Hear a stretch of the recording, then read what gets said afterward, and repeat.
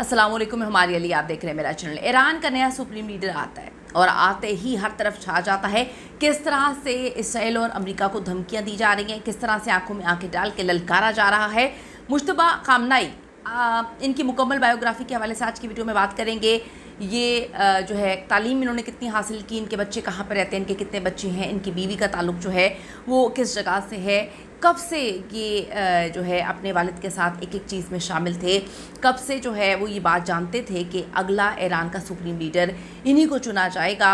खामनाई की जो है तदफीन अभी तक अमल में क्यों नहीं लाई जा सकी। नया सुप्रीम लीडर आता है और आते ही एकदम छा जाता है। ईरान इस वक्त इनको लेकर इतने पुरजोश क्यों हैं, इनकी माजी में जो है कौन कौन सी अचीवमेंट्स हैं जिनके बारे में दुनिया नहीं जानती, आज की वीडियो में आपको बताने जा रहे हैं। रिक्वेस्ट है चैनल को सब्सक्राइब करें, इसकी हमें बड़ी ज़रूरत है, और वीडियो को आखिर तक ज़रूर मुलाहिजा करेगा। आप सबको पता है कि आयतुल्लाह अली खामनाई के 28 फरवरी 2026 को जो एक फ़ज़ाई हमला अमेरिका और इसराइल की जानिब से किया जाता है उसमें वो शहीद हो जाते हैं। फिर ईरान की असेंबली ऑफ एक्सपर्ट्स जो हैं, ये तकरीबन 88 आलिमों पर मुश्तमिल ये जो है कमेटी है, जिसने 8 मार्च 2026 को उनके बेटे मुश्तबा खामनाई को ईरान का नया सुप्रीम लीडर मुकर्रर कर दिया।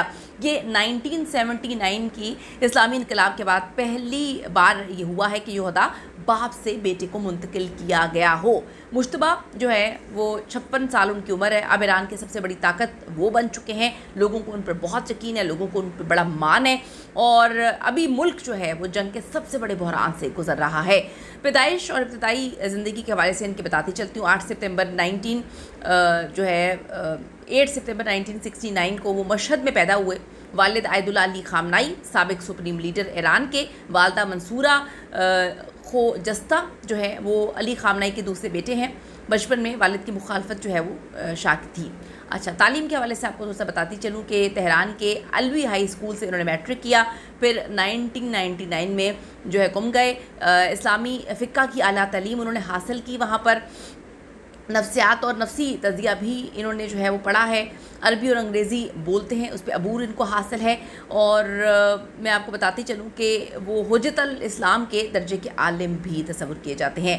फ़ौजी और सियासी किरदार के हवाले से थोड़ा सा इस पर रोशनी डालते हैं। 1987 में सिर्फ 17 साल की उम्र में इस्लामी इनकलाबी गार्ड को जो है IRGC उसको इन्होंने ज्वाइन किया। ईरान इराक जंग में उन्होंने लड़ा भी। ऑपरेशन बैतुल मक़दस जो है 2 और डॉन 10 वगैरह में इन्होंने पार्टिसिपेट किया। 2009 में बसीज मलेशिया के डी फैक्टो कंट्रोलर भी बने। 2008 से 2026 जो है तक वालिद के डिप्टी चीफ ऑफ स्टाफ सियासी और सिक्योरिटी अमूर जो है वो फाइज रहे हैं। वो वालिद के दफ्तर तक रसाई कंट्रोल करते थे, और IRGC इंटेलिजेंस से गहरे ताल्लुकात इनके हमेशा से रहे हैं।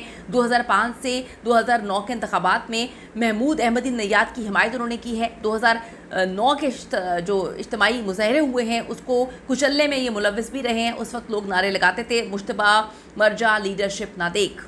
अच्छा, थोड़ी सी कम प्रोफाइल में रहने वाली इनकी पर्सनैलिटी है, बहुत कम तस्वीरें वगैरह खिंचवाते हैं, इंटरव्यूज़ तो ना होने के बराबर देते हैं। अब पीछे रहकर ही हमेशा इनको हमने काम करते हुए देखा है।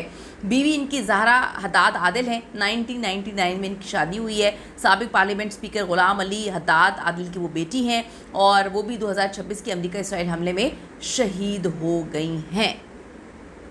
बच्चे इनके 3 हैं, बेटा मोहम्मद अमीन, बेटी फ़ातिमा सादात और बेटा मोहम्मद बाकिर। एक बेटा भी इनका हमले में शहीद हो गया है। अब दौलत की अगर हम इनकी बात करें तो अरबों डॉलर्स की तखमीना जायदाद इनकी है। ब्लूमबर्ग की रिपोर्ट के मुताबिक, 2026 की रिपोर्ट है उसके मुताबिक, लंदन में जो है इनकी बड़ी प्रॉपर्टी है।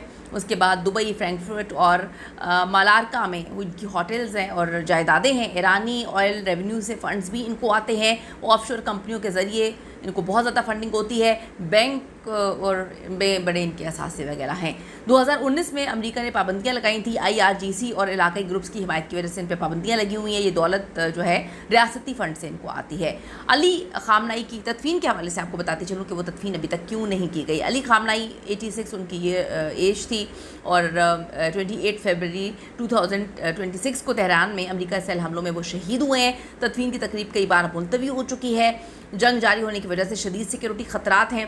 اب جو ہے اسرائیل نے نئے لیڈر کو بھی نشانہ بنانے کی دھمکی دے دی ہے. لاکھوں لوگوں کی آمد کی توقع ہے. انفراسٹرکچر تیار نہ ہونے کی وجہ سے ڈیلے کیا جا رہا ہے. ابتدائی طور پہ تہران میں 3 دن کی تقریب اور مشہد میں تدفین کا پلان بنایا گیا تھا. پھر والدہ کی موت کے بعد مشترکہ تدفین کا سوچا گیا تھا، لیکن ابھی تک یہ تدفین نہیں ہو سکی ہے. کچھ عالموں کا کہنا ہے کہ جنگ میں تدفین کرنا مناسب نہیں ہے. 40 دن کے سوگ کا اعلان کیا گیا، لیکن تقریب موزوں وقت پر کی جائے گی.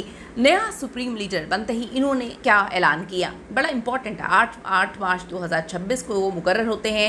فوج پارلیمنٹ اسپیکر محمد باقر غالیاف IRGC کے صدر اور ان کی بیعت کی اور وفاداری کا انہوں نے اعلان کیا.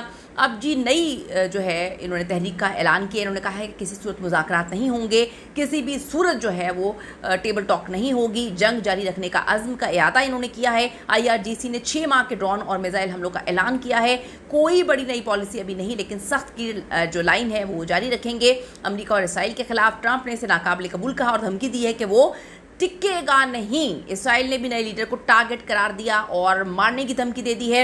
ایران میں کچھ لوگوں نے موت مشتبہ کے نعرے لگائے، جبکہ حامیوں نے جشن منایا ہے. یہ تقرری ایران کی تاریخ میں بڑی اہم ترین تقرری ہے، لیکن جنگ کی وجہ سے اور ملک اس وقت بحران میں ہے اور مسائل یہ ہیں کہ وہ جشن خوشی کا جشن نہیں ہے، کیونکہ اس میں بڑی شہادتیں ہو چکی ہیں. اپنی قیمتی رائے دیجیے گا اس حوالے سے. آپ کو کیا لگتا ہے کہ کیا اپنے باپ کے نقشے قدم پہ چلتے ہوئے یہ آگے جا پائیں گے؟ جو ان کو مارنے کی دھمکی دی گئی ہے کہ یہ ٹکے گا نہیں مطلب شاید یہ زندہ نہیں بچے گا. آپ کی کیا اوپینین ہے؟ See you in the next video.